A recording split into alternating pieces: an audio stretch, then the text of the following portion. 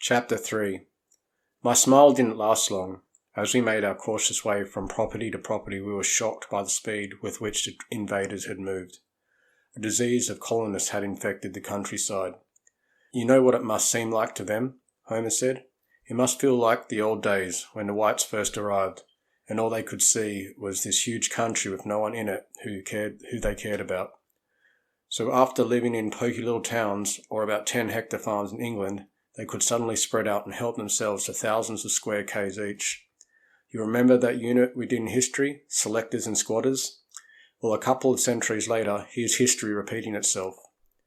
We were all silent, a depressed, pessimistic silence. It took us days to work out how things were organised. As far as we could tell, there were 2 or 3 families who'd moved onto each farm. As well, some places had mini prison camps, 30 or 40 people, who were used as slave labour in that particular area.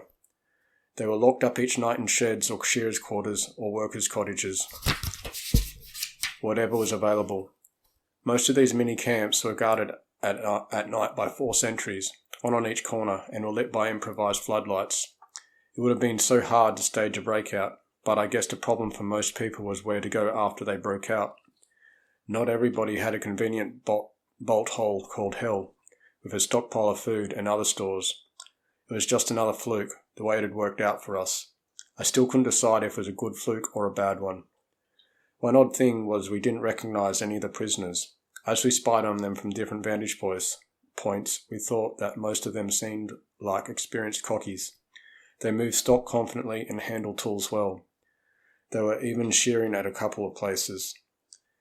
We didn't see anyone we knew, and we decided not to take the chance of talking to strangers. It might have made us feel good, but the risk wasn't worth it. Perhaps that, more than anything else, showed how much we'd changed. We'd toughened to such an extent that we chose not to ask about the welfare of our families if it meant any possibility of danger to ourselves. If somebody had told me 6 months earlier that's the kind of person I'd become, of course, these prisoners, who we thought were from another area, quite likely wouldn't even know our parents. But there had been a time when we would have asked anyway.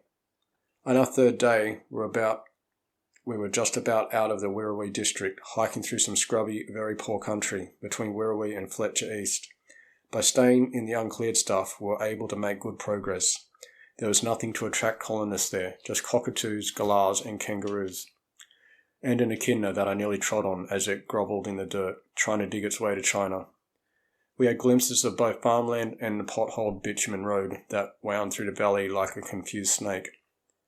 At about lunchtime, we saw something that had already become familiar, a group of prisoners at work, with a couple of sentries. It took us a while to figure out what these prisoners were doing. One of them was operating a front-end loader and had dug a huge pit, but the others were wheeling loads to the pit from a large low brick building 100 metres further away. We were due for a meal, so we stopped and ate our scanty lunch while watching them hard at work. After a couple of minutes, Homer suddenly said, "I figured it out." "Figured what out?" "What they're doing." I pressed my vita wheats together to make the Vegemite come squiggling through the holes like little black worms. "Okay, what are they doing?" "It's a piggery, and they're taking out the bodies of the pigs, or what's left of them." "Charming." I squinted my eyes and peered harder. "Yes, you might be right." I tried not to think what a stinky mess an abandoned feedlot for pigs might be, and I didn't feel so good about the look of my vita wheats. "Oh," said Fee, instantly sympathetic. "You mean they starved to death in there? The poor things, that's awful." "The last ones wouldn't have starved for a long time," Homer said cruelly. "How do you mean?" Fee asked, not noticing the tone of Homer's voice. "Don't ask," I said, too late. "They would have eaten each other when they got desperate," Homer said. "Oh," Fee said, outraged. "There goes lunch," Lee said. "Luckily we weren't having ham sandwiches," Robin said. "Are they cannibals?" Fee asked. "Not exactly," Homer said. "It's just that they eat everything. They'll eat their keepers quite happily. There was a guy in Peppertown. No one's quite sure what happened, but they think he might have fainted in his pig pen. Anyway, by the time they found him, well, they didn't find him, if you see what I mean." "Yuck," Fee said. "You always know the most disgusting things, Homer." Rats eat each other," Lee said, "if you put too many of them in a cage, for example." "Just like humans," Robin said. Throughout this conversation, I'd been casually watching the prisoners toiling away at the piggery. Now suddenly I stopped eating, a bite to eat halfway to my mouth, and not because of the conversation the others were having. "That bloke just coming out now," I said quickly, urgently. "The one with the broom. Tell me I'm dreaming." They looked. They stared. Homer jumped to his feet, dropping his half-eaten biscuit in the dirt. "You're not dreaming," he said. "No, you're not," Robin agreed, speaking like someone hypnotized. "Oh God, I don't believe it," Fee said. Lee had the worst eyesight of the five of us, and he alone had to ask to make sure. "Do you mean, are you saying, you think it's Kevin?" I don't think. I know. That's Kevin. You can bet your sweet bippy on it." We gazed in a kind of trance.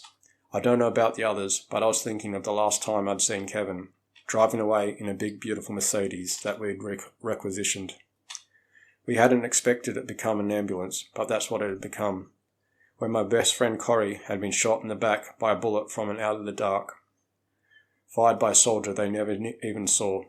Kevin drove her into Wirrawee to the hospital.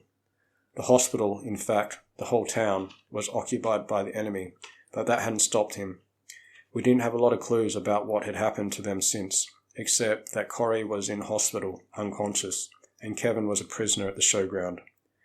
We also heard that he had been badly beaten by the soldiers for turning up with someone with a bullet wound. Presumably, the soldiers jumped to the worst conclusions.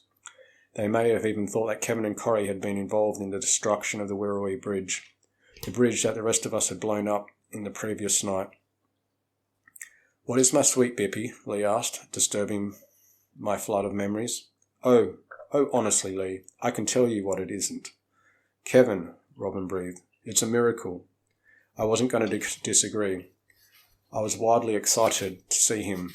I could feel my eyes growing bigger as I stared and stared. From this distance, he looked okay, and he was moving freely. He'd always been a big guy and strong, and although he'd certainly lost some weight, he didn't look too bad at all.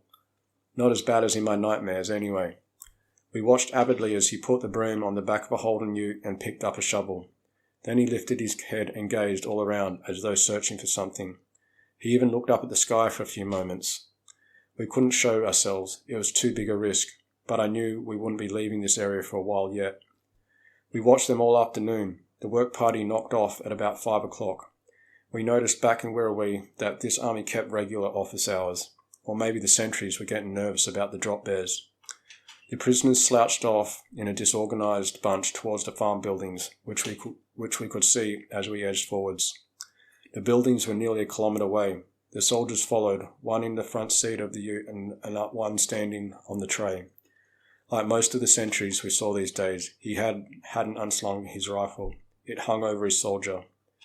The five of us moved along parallel to them, but kept well in amongst the trees. We didn't wear anything metallic these days, in case the sunlight's reflection gave us away. We were taking extreme care.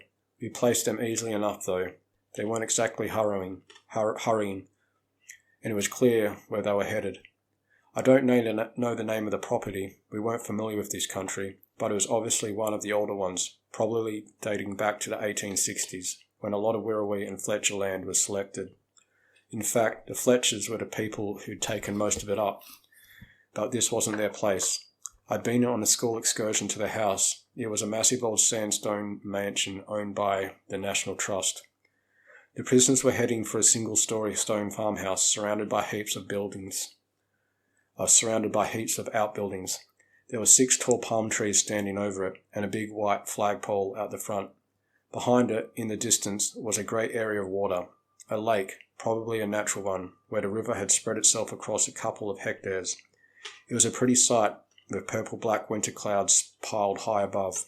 It must have been a wonderful home for a lot of different people over the years. Now it had become a home for a new group.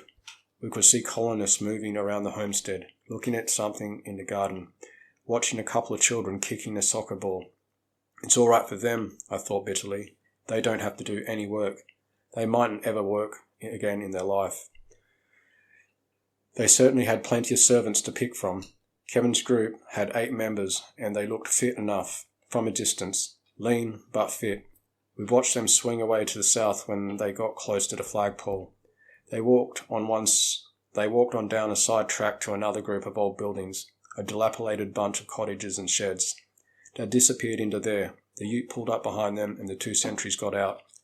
One stayed at the front of the building, the other went to the back. By remaining 100 metres away, on either side they had a good field of fire if anyone tried to escape.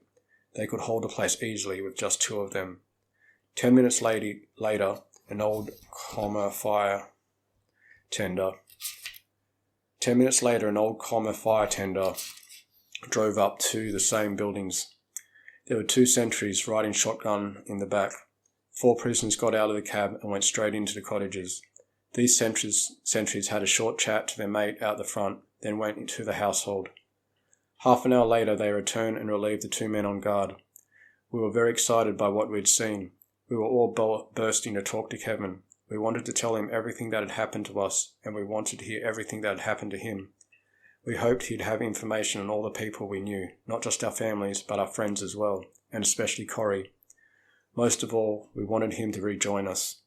Our group could never be complete again since the death of Chris, but having Kevin back would be fantastic. There were times in the past when he had irritated me, but in the excitement I'd forgotten all that. Anyway, I would have irritated him often enough too. At first we thought it would be easy to get to him. The security seemed so light compared to what we'd taken on and beaten in the past. But as we waited through the night for our chance, we began to realise that it wasn't going to be such a picnic. There were only 2 sentries, but they were wide awake. They were relieved at midnight by a pair who were equally sharp. After a freezing night, we had to give up, and with the approach of dawn, we slipped away through the trees to find a safe spot to sleep. We realised that we had to make something happen. Leo took only a short sleep, then went back and watched to see where the work parties went. He followed them to a dam in a distant paddock, then came back to tell us that they were repairing its wall. It was a newish earthen dam that didn't seem to be holding together too well. We left them there and spent a slow day in the cold woods, waiting for them to return. Our first aim was, of course, to let Kevin know we were around again.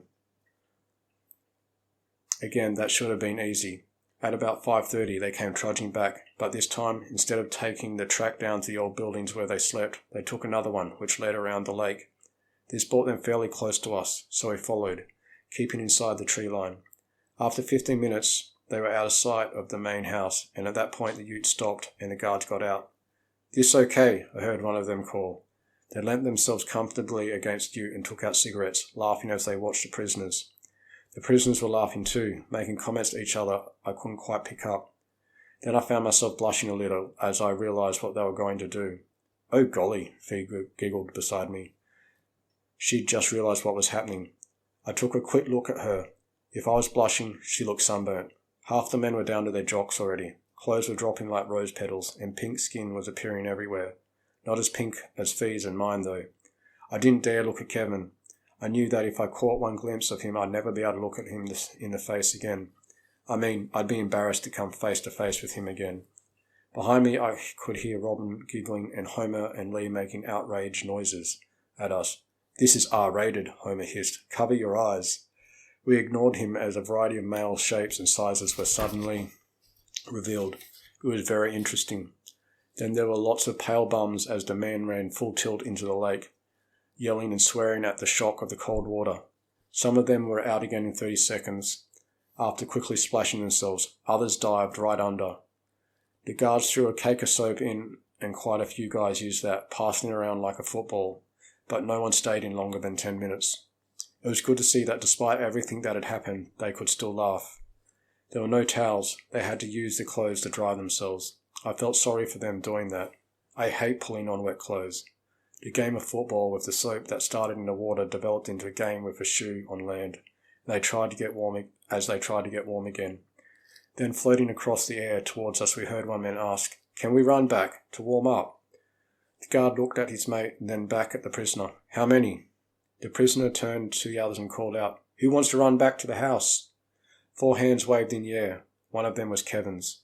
"Go like stink," Homer whispered. He didn't need to tell us twice.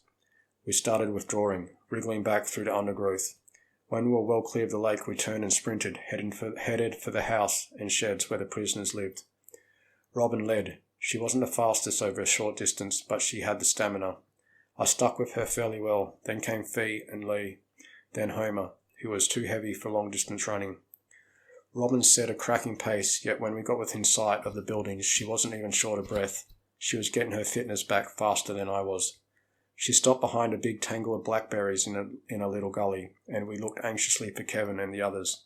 There they are, Fee said, as she arrived beside us. I saw them too. They were slowing down as they approached their cottage. 3 still jogging, the other 2, Kevin and another, walking. A moment later they were amongst the sheds and out of sight.